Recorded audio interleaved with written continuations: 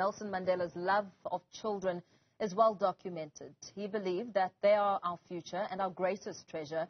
But 29 years into democracy, the children of this country continue to face abuse, neglect and hunger. Lorato Tshenkeng, the chairperson of the Rivonia Circle, says it cannot be business as usual until these challenges are addressed. He joins me now on the line. Lorato, very good evening to you. Thank you so much for your time. I mean, as we commemorate Freedom Day, 2 children were laid to rest in Soweto after their bodies were discovered, mutilated. What freedom can we enjoy as a nation when children are being violated like this on a day-to-day basis? Good evening, Paul, and good evening to your viewers. Interesting, you know, the names of the children. The one is Tsiamo, which means all is well, and the other one is Ngobizita, meaning, conquering enemies, right? Or at least the conqueror. And sadly, you know, both Tsiamo and Ngobizita 5 and 6, respectively, their bodies were found mutilated in Soweto. And you recognize that, and again, this is not a new thing, right? Yeah. We've seen this happening a number of times where children disappear. In fact, there's another case that is currently in court at the Palm Springs Magistrate Court, where a father even wanted to manhandle the gentleman who's arrested for having killed and mutilated the child. So it is quite astonishing that as we try and talk about freedoms, or at least reflect 29 years into democracy and look at freedoms, and yet the safety of children is something that does not give us the kind of comfort, or at least as we observe, children are sadly not allowed to be children. You know, one of the things that Nelson Mandela said, I had heard that he had said, is that when he was asked, what is the thing that you miss the most when you were in prison? And he said that it was children's laughter. And it is, that kind of just being that unfortunately, because of neglect, because of children, always being in harm's way, whether to sexual predators, whether to people who, are harvesting organs, or even people who are, trying to get parts for so-called muti killings. It is absolutely abhorrent, and none of us should be okay with it. Absolutely. I mean, the children in Soweto were mutilated. One of the accused, we've learned, is closely related to the children. Of course, begging the question, what does this say about the safety of children? And sometimes the people trust it to keep them safe. No, definitely. In fact, while there's that, if you think about some of the many of the sexual violence cases, right? Whether it's children who fall pregnant, who are under 13, and many others, the report is always that it is somebody that knows them or that the child knows. Whether it's an uncle, a cousin, or even a guardian, to a certain extent parents. And in this case, with the young boys in Soweto, it is one of the people who are arrested is the grandmother.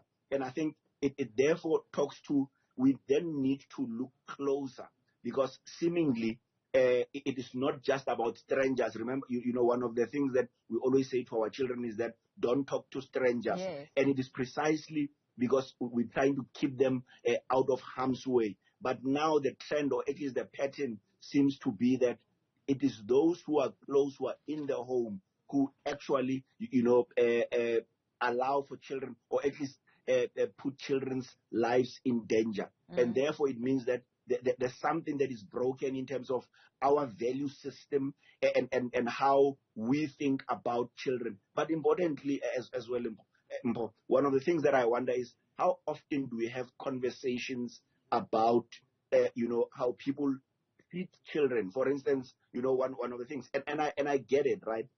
When I was growing up, my uncles and my aunts, whenever we would meet at family gatherings, they would kiss us on the mouth, right? And it was always innocent. But we know today, you've seen how, older men look at young girls and young children. Older men talk about young girls and young children at family gatherings, objectifying them. And I think those are some of the conversations we then need to have about nipping this kind of thing in the bud.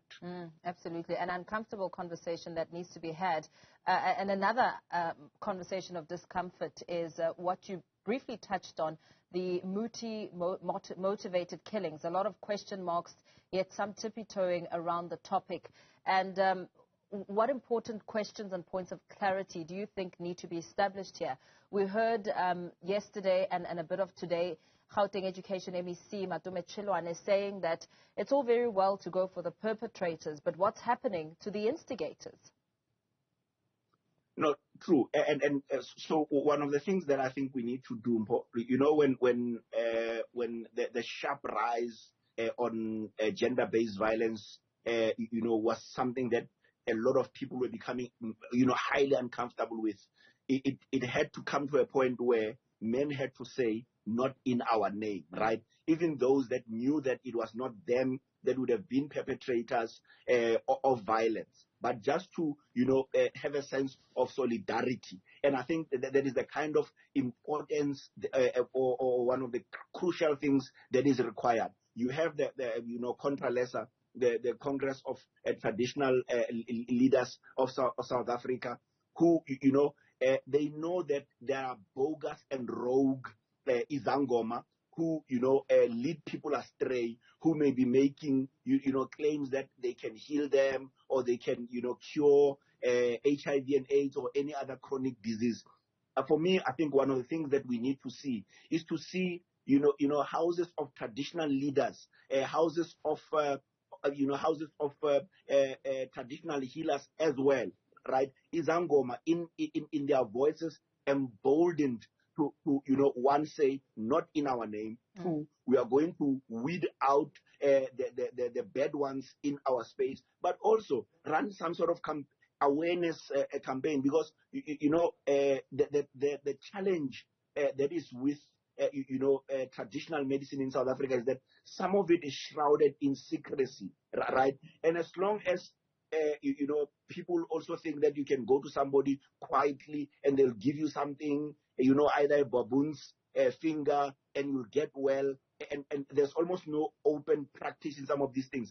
I suspect that when we get to an extent, and I accept and acknowledge that, some of these things are sacred and therefore need to be treated that way. However, if keeping things sacred continue to put children in harm's way because they are the target of multi-killings, we are not solving the problem. Yeah. We need to find a way of openly having the conversations. Another thing that we heard today was that the punishment must fit the crime. How do you think, as a nation, we can find inspiration in the rule of law, the criminal justice system in South Africa, and the Children's Amendment Act, which was passed in January?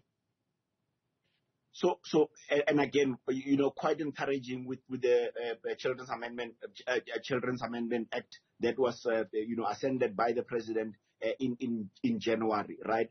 But of course, one of the biggest challenges is that with any law, its strength is in application, right? And we've seen in South Africa that there are many laws that ought to at least express the rights of citizens, but because of lack of application, we are not seeing that enough. And that is why even in the article that I write, I talk about the importance of the National Prosecuting Authority in its executing mandate. They need to ensure that particularly around handling of cases, making sure that gathering of evidence and the cases are winnable, because we've seen now, recently with the case which they was thrown out of court, where they had literally just done badly on the case in terms of how they handled the evidence, how they put it together, and the likes.